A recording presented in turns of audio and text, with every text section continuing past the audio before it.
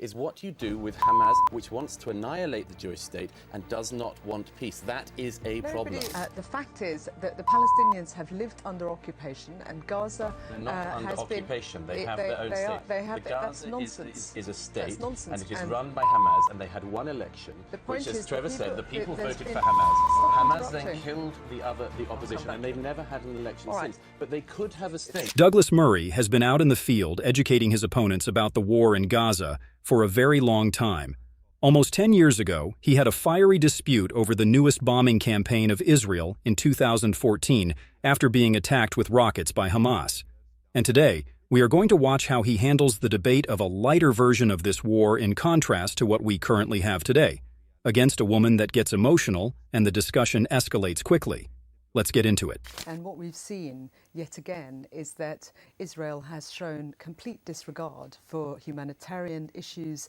Some 600 people are now dead, mainly civilians, 100,000 seeking refuge. And we need the European Union to be a strong voice in recognizing, of course, Israel needs to maintain its security, but its reaction and response is not proportionate. And we need the European Union, including the British government, to speak up. In over 10 years, nothing has really changed. The only difference today is that more uninformed people find out about the war with the help of Hamas propaganda, and then they resort to the lowest-hanging fruit arguments that people latched onto since forever. But it's okay. Thankfully, we have voices like Douglas exposing the truth of what's really happening. We'll let Ali finish her point, and then we'll watch Douglas respond. Well, this sort of violence and the death of so many people, particularly Palestinians, of course there have been casualties on the Israeli side as well, but the vast majority have been Palestinians, won't secure Israel, won't provide long-term security. What we need is the international community to work together. But also, Israel needs to respect international humanitarian law, international law generally, and that's not happening. She just repeated these 2 points during her whole speech. Now let's watch how Douglas is going to respond to this. Has Israel disregarded humanitarian and international law by going into Gaza in the way they have? No, not at all.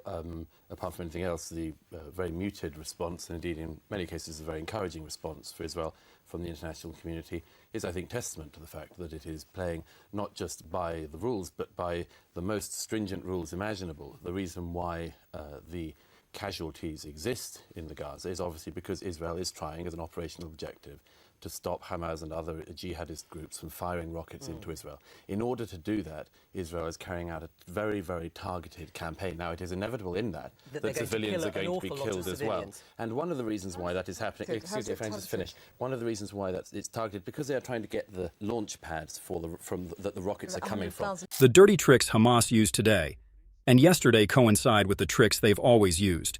And this is the brutal reality of the people of Gaza. They allowed criminals that build their launch pads in the middle of civilian settlements to come to power and use them as human shields. Any casualties that do occur in Gaza are more so Hamas's fault than it is of Israel. Here's Douglas elaborating on that.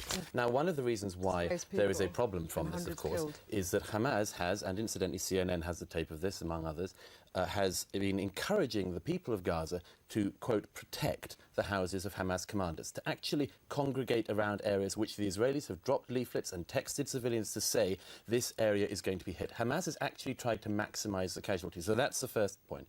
As for how this is to be stopped, I think there's a very important thing that we do not, the international community does not simply perpetuate this conflict in trying to stop Israel from achieving the operational objective of stopping the rocket fire. This is the third time now that this has happened. Well, and I would suggest it's more than the third time. No, the third time there's been this exchange since 2007. Right. And this is the irony of the cycle of violence that Israel is involuntarily caught in on repeat against the Hamas hooligans that want nothing but war. The international law doesn't even allow Israel to finish off Hamas due to the implications of this, despite the fact that it's being attacked with rockets randomly again and again. This is one of the things that prolonged this cycle of war since forever. Now let's watch the moderator attempt to challenge Douglas. Douglas Murray, on the issue of operations, the last 10 years there have been a series of ground and air operations by the Israeli Defence Forces on Hamas, and there are at least half a dozen of these. The rockets still continue to come into Israel. So the argument could be, are these Palestinians, innocent Palestinian civilians, losing their lives for nothing? the Israelis are not achieving their aims. The rockets continue from Hamas, and, all right, you are saying that they hide their munitions, their rockets and militant leaders in civilian buildings. But in the end, the Israelis have not stopped the rockets coming in, and more Palestinians are dying. Then listen what Douglas has to say on this. Rockets coming in, and more Palestinians are dying. I mean, anyone interested in bringing peace to the region has to bear in mind the very serious learning curve that Israelis went through when, after the withdrawal from Gaza in 2005, they got not peace from Gaza, but rocket fire, thousands and thousands of rockets. So what they've been trying to do since is to stop the rocket fire. And as I say, since 2007, and Hamas did a military coup in the Gaza and killed their fellow Palestinians from Fatah and other parties, the Israelis have, on 3 major occasions now, gone in. Now, the problem with this is that the international community tends to allow Israel some weeks in order to achieve the operational objective. They're going to lose international support, aren't they, now, Israel? The crucial thing, just to add on this, is it is very important that Israel is allowed to win at some point. The international community is quite good at prolonging the conflict precisely by not allowing Israel to achieve its operation. Negotiations cannot occur with somebody that doesn't want to negotiate, and it just wants you dead. Israel tried time and time again to pander to some of Hamas's requests, but they continue to ask for the impossible. They want to have control over the whole state of Israel. And oddly enough, this is what happens when Palestinians arrive in other countries too. It's like they're cartoon villains that are trying to take control over the whole world. It happened in Jordan in 1970, in Lebanon in 1975, and it happened in Syria in 1980. But here's the most unsettling thing about Palestinians.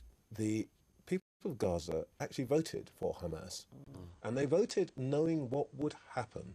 Hamas has been very clear. It has no intention of making peace with Israel. So actually, you know, this is a horrible, cruel thing to say. This is a result of a democratic outcome. There are rumors going around that if an election were to be held today in the West Bank, in a post-October 7th world, Hamas would still win. But maybe that's just because Palestinians are afraid of them, and they have been brainwashed for over 2 decades. Either way it goes, even though the conflict is not even close to an end, we can know for sure that there are going to be no winners. Let's watch Ali try to defend the population of Gaza that voted Hamas into office. What is it that Hamas wants to achieve? I mean, what is it? I mean, Trevor Phillips says that people voted for Hamas as opposed to Fatah, to the Palestinian Authority in the West Bank. They voted for Hamas knowing that they would be much more hardline. So what is it that they want? I hope what Trevor's not saying is that by voting for Hamas, those who voted were in some way are now deserve, or the punishment, collective punishment that is now being espoused. No, that's an outrageous let me finish. thing to say. Let me finish. That's an outrageous thing. You know that's not what I'm saying at all. I very much hope not. But the point is that this cycle of violence is going on and on. The fact is that the Palestinians have lived under occupation, and Gaza They're not under has occupation. been. They have their own state. That's Gaza nonsense. is a state, That's nonsense. and it is run by Hamas, and they had one election, The point which, as is Trevor that said, the people voted for Hamas. Stop Hamas then interrupting. killed the opposition, and they've never had an election All right. since. But they could have a state. So If they wanted a state, they could have a state. Let Rushnara finish her point. You're saying that they are living under occupation. There seems to be a bit of amnesia here about the history of what's happening in that region, and the fact that Palestinians don't have a state. They have, lived under occupation. They've lived under attack, and what we need is rapidly, in order to secure peace, which is rapidly eluding this region. We need the international community. Of course, it would be ideal for people to stop being bombed, even for those that voted for Hamas. But the reason this was brought up is because it's important to recognize this when you are trying to condemn Israel for accidentally having some imminent casualties that are completely out of their control. But the big question still remains. How will this war ever come to an end if the cycle continues repeating itself generation after generation? Let's watch Douglas attempt to answer this question.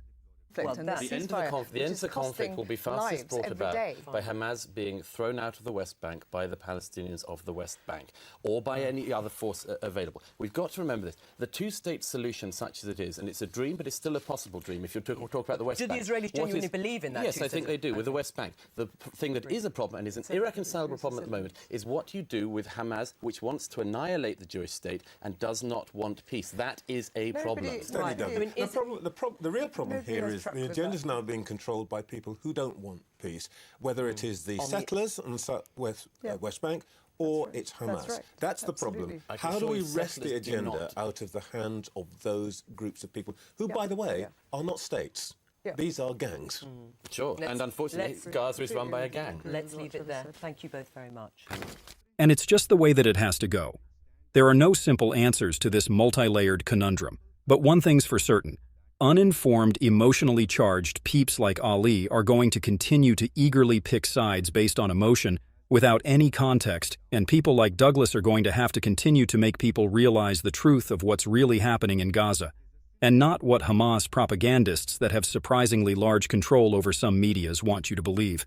But what do you think about this whole conflict? Let us know in the comment section. That's all I had for today. See you in the next video.